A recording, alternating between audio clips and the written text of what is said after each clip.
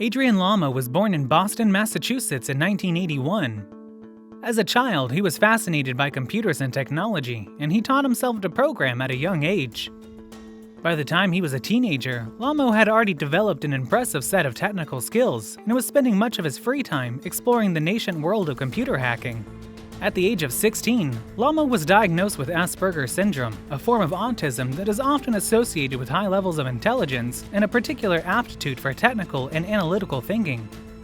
This diagnosis would later play a significant role in Lamo's life as it helped to explain some of his unique behaviors and thought processes. Despite his diagnosis, Lamo's interest in hacking continued to grow, and he soon began to make a name for himself within the underground hacking community. He was known for his ability to breach the security of large corporations and government agencies, often using social engineering techniques to gain access to sensitive information. While Lamo's hacking activities were illegal and often caused significant damage, they also earned him a reputation as one of the most talented hackers of his generation.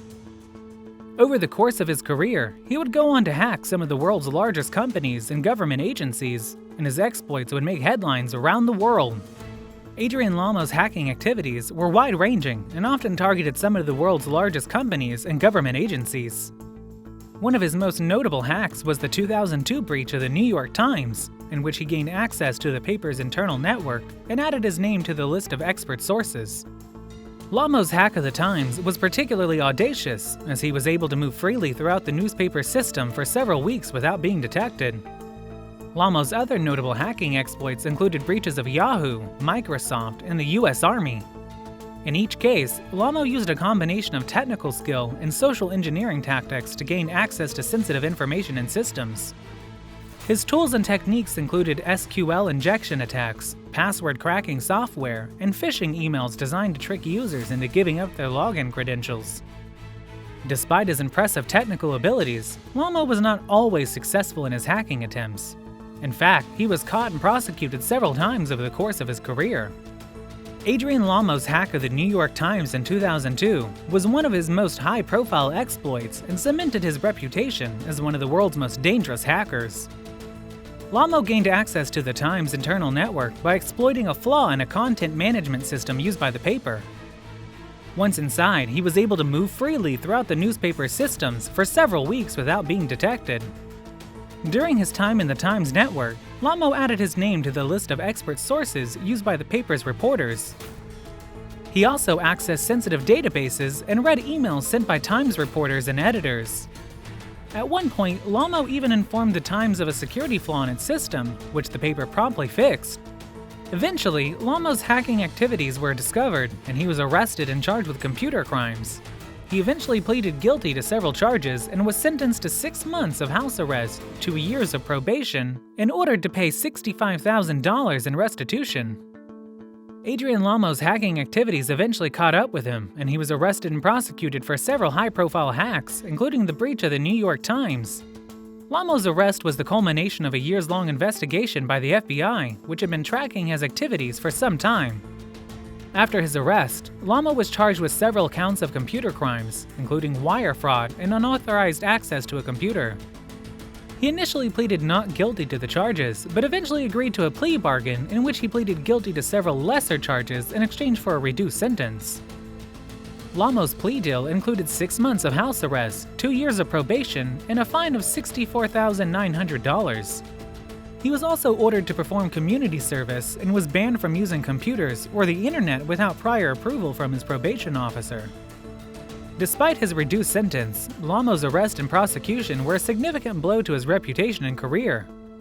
He was forced to give up his career as a professional hacker and turn to other pursuits, including writing and speaking about cybersecurity and mental health issues. In the years following his arrest, Lamo struggled with substance abuse and other personal issues. He passed away in 2018 at the age of 37, leaving behind a complicated legacy as one of the world's most notorious and controversial hackers. Adrian Lamo's decision to turn in Chelsea Manning, then known as Bradley Manning, to the authorities was one of the most controversial events of his life. Manning, a former US Army intelligence analyst, had leaked classified documents to WikiLeaks, which had published them on its website. Lamo, who had corresponded with Manning online, reported him to the authorities after becoming concerned about the sensitive nature of the information he had leaked.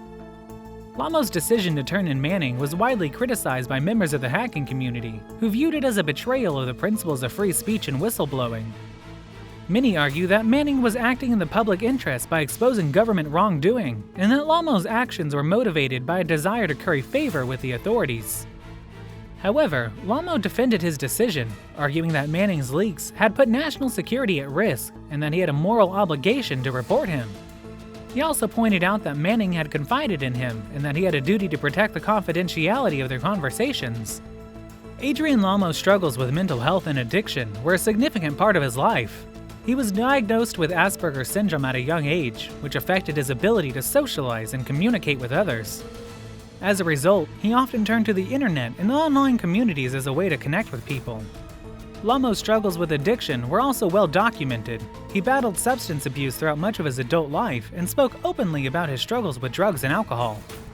At one point, he even admitted to stealing painkillers from a friend's medicine cabinet to feed his addiction. Despite his challenges, Lamo was able to achieve a great deal in his life. He became one of the most skilled hackers of his generation, and his exploits earned him a reputation as a dangerous and unpredictable figure. He was also an advocate for better mental health care, often speaking publicly about the need to provide better support and resources for people struggling with mental health issues. Tragically, Lamo's struggles with addiction and mental health ultimately contribute to his untimely death in 2018. His passing was widely mourned by the tech community, and many praised him for his contributions to the field of cybersecurity and his advocacy for better mental health care. In addition to his technical skills, Lamo was also a pioneer in the field of computer security, helping to lay the groundwork for modern cybersecurity practices. His work in identifying and exploiting vulnerabilities in computer systems helped to raise awareness about the need for better security protocols and helped to establish ethical hacking as a legitimate profession. Adrian Lamo's personal life was complex and often impacted by his activities as a hacker. He was known to be a private person, with few close friends or family members. Lamo's Asperger's syndrome diagnosis also affected his ability to socialize and communicate with others, and he often turned to online communities and chat rooms to connect with like-minded individuals. Lamo's hacking activities also had an impact on those around him, both positively and negatively. His exploits as a hacker earned him a reputation as a dangerous and unpredictable figure, and many of his relationships were strained by his activities. However, Lamo's work as a cybersecurity consultant and advocate for better mental health care helped to establish his reputation as a skilled and respected member of the tech community. Adrian Lamo's legacy continued to be remembered and commemorated by the hacking community and the broader tech industry. Despite the controversy that surrounded his life and career, Lamo was widely regarded as a skilled and respected member of the tech community with a unique perspective on the role of technology in society. Following his death in 2018, Lamo was the subject of numerous obituaries and tributes from individuals and organizations within the tech industry. Many of these tributes focused on Lamo's contributions to the field of cybersecurity and his advocacy for better mental health care. In addition to these tributes, Lamo has been commemorated in other ways by the hacking community. Some members of the community have created memorials and other online tributes in his honor, highlighting his achievements as a hacker and his legacy as a complex and multifaceted individual. Lamo's legacy has also been the subject of academic and scholarly study, with researchers and experts in the fields of cybersecurity, technology, and mental health examining his contributions to these fields and the impact of his life and work on the broader tech community.